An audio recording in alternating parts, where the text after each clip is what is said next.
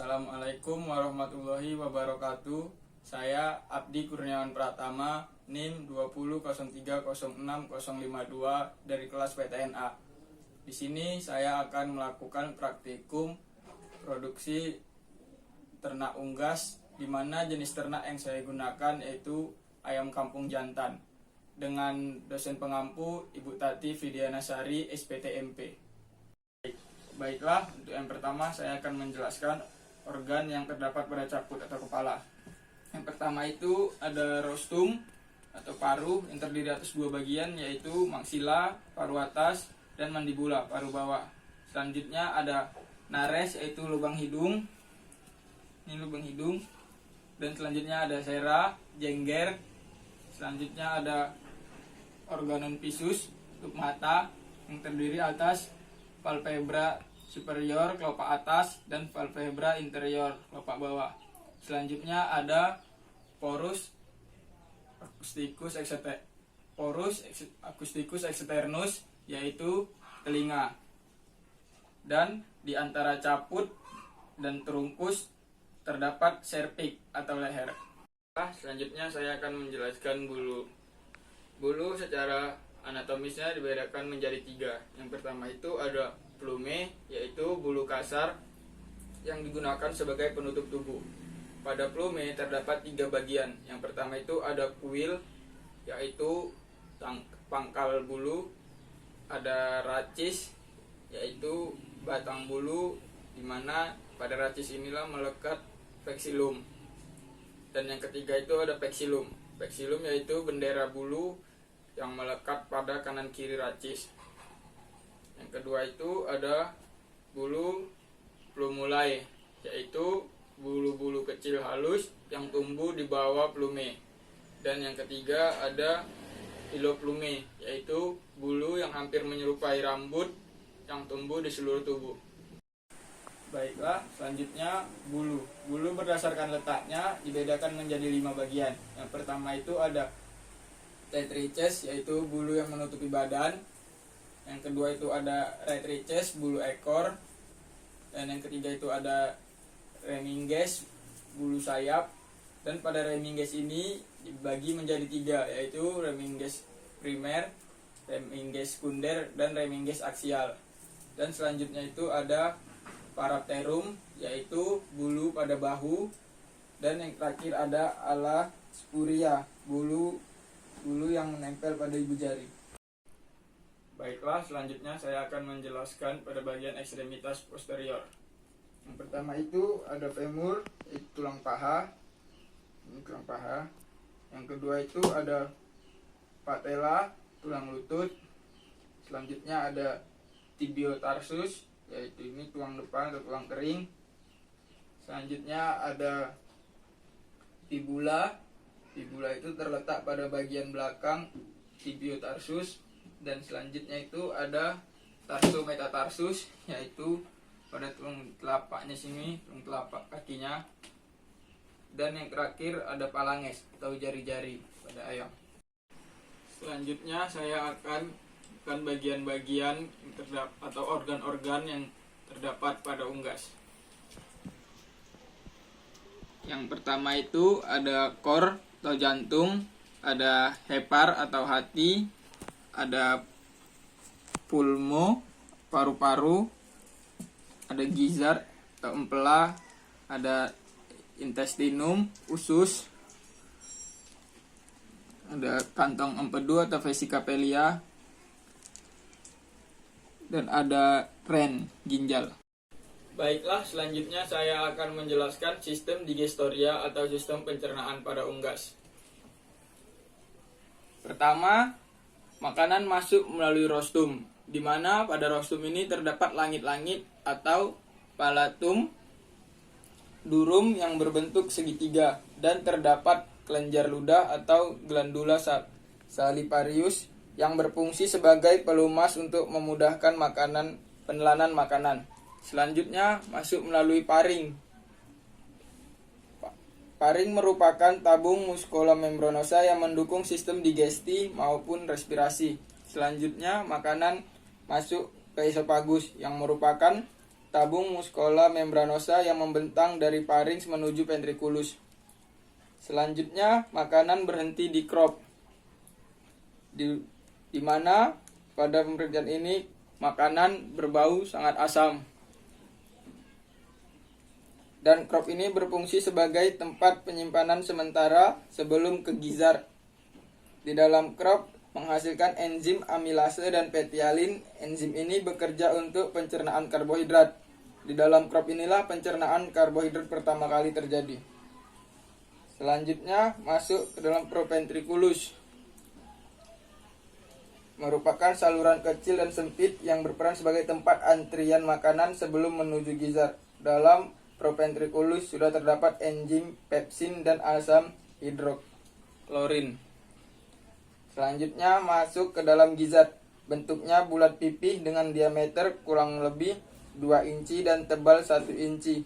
Dalam gizzard terdapat grid yang bentuknya seperti kerikil-kerikil kecil yang membantu gizzard dalam menggiling makanan.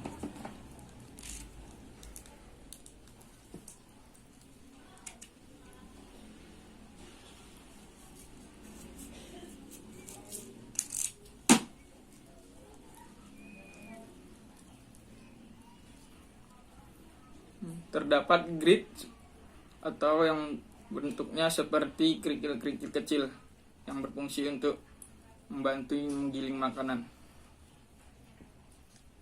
Selanjutnya masuk ke dalam intestinum tenue. Intestinum tenue atau usus halus terbagi menjadi 3 bagian. Yang pertama ada duodenum, jejunum, dan ileum. Jejunum, duodenum, di mana pada duodenum terdapat pankreas yang melekat pada duodenum dan memiliki panjang kurang lebih 10 cm. Selanjutnya menuju jejunum, di mana pada jejunum dilakukan penyerapan nutrisi didukung sel epitel villi dan lain-lain, dan panjangnya sekitar 30 cm.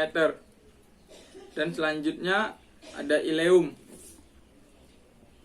Ileum berfungsi melakukan penyerapan dan memiliki fungsi lain untuk mengatur kutub ileosekal agar tidak terjadi reflux dari usus besar ke usus halus, dan panjangnya sekitar 25 cm. Selanjutnya seka yang berbentuk 2 kantong pada unggas sehat. Seka ini terdapat pakan yang sangat lembut yang dapat keluar masuk. Hanya sedikit air, karbohidrat, protein yang diserap oleh bantuan bakteri. Selanjutnya rektum. Akan terjadi absorpsi air pada sisa makanan dan juga terjadi penyerapan dengan tambahan bakteri pembusuk yang menyebabkan makanan akan berwarna gelap dan bau. Yang terakhir ada kloaka. Disebut kloaka karena di kloaka inilah semua muara dari saluran traktus, yaitu saluran pencernaan, ekskresi, dan genital. Sekian sistem digestoria atau sistem pencernaan pada unggas. Dan pada sistem ini terdapat organ-organ tambahan. Yang pertama, pankreas. Pankreas yang terletak atau melekat pada duodenum. Pankreas merupakan suatu kelenjar yang berfungsi sebagai kelenjar endokrin dan eksokrin. Sebagai kelenjar endokrin, pankreas mengekskresikan hormon insulin dan glukagon. Sebagai eksokrin, pankreas mengekskresikan pancreatic juice yang dialirkan ke usus halus. Tripsinogen diaktifkan dalam usus halus oleh enteroksinase menjadi tripsin yang mengaktifkan kimotripsinogen menjadi kimotripsin sehingga dapat memecah protein. Selanjutnya atau yang kedua ada kantong empedu. Ayam memiliki kantong empedu, namun ada beberapa jenis burung tidak memiliki kantong empedu. Terdapat 2 saluran empedu mentransfer empedu dari hati ke usus. Saluran kanan lebih melebar daripada yang kiri, sehingga daya tampung dan alirnya lebih besar. Fungsi empedu yang pertama mengaktifkan lipase pankreas, mempercepat kerja amilase pankreas, membantu mengemulsi lemak, membantu penyerapan lemak, membantu penyerapan vitamin yang larut dalam lemak seperti vitamin A, D, E, dan K, dan memiliki sifat antiseptik yaitu untuk memecah lemak. Yang terakhir, hati. Secara fisiologis, hati berfungsi sebagai sekresi empedu, metabolisme protein, karbohidrat, dan lemak, detoksifikasi racun, penyimpanan karbohidrat dan vitamin, destruksi sel-sel darah merah, pembentukan protein plasma, deaminasi asam amino, menghancurkan asam urat, inaktifikasi hormon polipeptida. Dan hati memiliki fungsi utama dalam pencernaan dan absorpsi adalah produksi empedu. Baiklah, selanjutnya saya akan menjelaskan sistem urogenital pada ayam kampung jantan. Yang pertama itu ada testis. Testis berjumlah sepasang, berbentuk oval atau bulat, permukaannya licin, terletak di sebelah ventral lobus renis di dekat ginjal. Alat penggantung testis adalah mercesium yang merupakan lipatan dari meritenium. Pada saat musim kawin, testis akan terlihat lebih besar daripada normal. Fungsi testis menghasilkan dan menyimpan spermatozoa. Yang kedua, epididymis. Epididymis berjumlah sepasang, berukuran kecil, terletak pada sisi dorsal testis. Epididymis merupakan saluran yang dilewati spermatozoa menuju ductus deferens. Dan yang ketiga, ductus deferens berjumlah sepasang. Pada ternak muda tampak halus, sedangkan hewan tua berkelok-kelok dan berjalan ke kaudal mengelilingi ureter, kemudian bermuara pada uredium. Fungsi ductus deferens menyalurkan sperma ke kopulasi. Baiklah, selanjutnya saya akan menjelaskan sistem nervosum atau sistem saraf pusat. Di mana itu terdapat cerebrum, cerebellum, medulla oblongata, dan medulla spinalis. Baiklah, sekian video pembedahan yang dapat saya sampaikan. Lebih dan kurang saya mohon maaf. Wassalamualaikum warahmatullahi wabarakatuh.